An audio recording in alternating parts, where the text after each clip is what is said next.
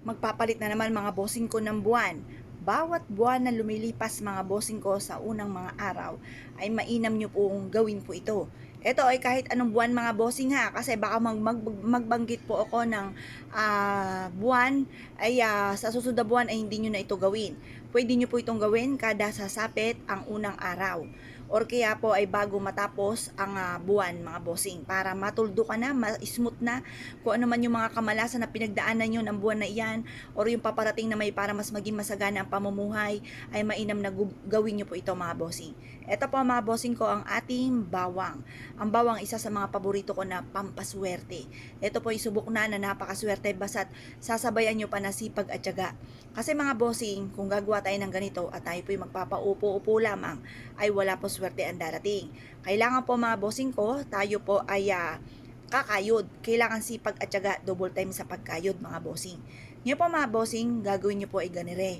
Kumuha po kayo ng bawang, kahit gaano kadami, ay kung marami, ay di dami-damihan nyo na mga bossing. Ngayon po mga bossing, kailangan po mga bossing ko ay makapaghimay ka.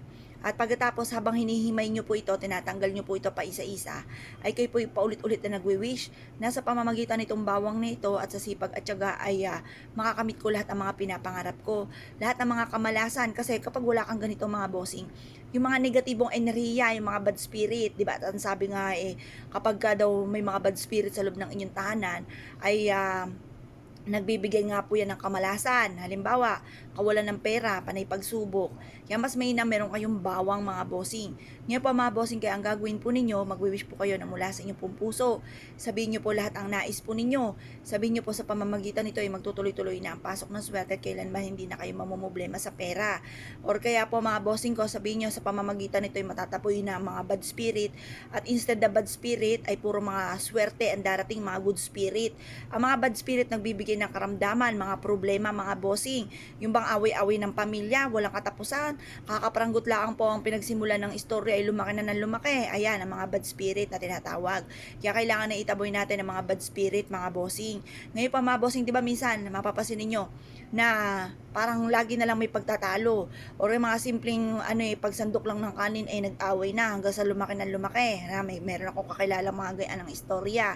Ngayon pa may mga bad spirit po dyan na parang ang gusto ay mag-away-away. Kaya kailangan alisin nyo po yan mga bossing.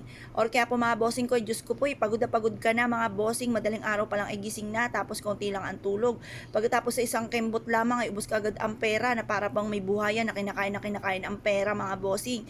Kaya mas na meron kayong ganito dahil may mga bad spirit po dyan sa inyo. Itaboy nyo po yan. Kailangan ay lagi maimis ang inyong tahanan. Kailangan maaliwalas yung tipo makakapagpahinga ka ng ayos. Kapag po dyan madumi, nako mga bossing, instead na swerte ang pumasok, panay negatibo ang papasok po dyan.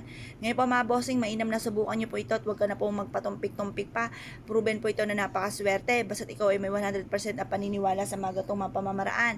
Ngayon po mga bossing, ang gawin nyo po sa mga ganyan sitwasyon, maglaan kayo ng isang mangkuka na bawang or maghimay-himay po kayo. At pagkatapos po nito mga bossing ko, ilagyan nyo ito ng tubig. 1 linggo na nakababad po yan dyan or nakita nyo na may sibol na, okay na po yan. Maglaan ka po ng 1 paso na may matabang lupa. At pagkatapos ay ibaon nyo po yung bawang na may mga sibol. Gawin nyo ang pagtatanim ay sa umaga at mapapasin nyo po yan. Instead na kayo minamalas ay puro swerte naman ang darating po sa inyo. Positive lamang ha, habang ginagawa nyo po ito ay kayo po ay paulit-ulit na nagwi-wish na kayo magiging matagumpay at mawawala ng mga kamalasan yung pinagdadaanan. Proven po ito na napakaswerte. Ngayon po mga bossing, kung kayo po naniniwala ay siya mga bossing, good luck po sa inyo po lahat.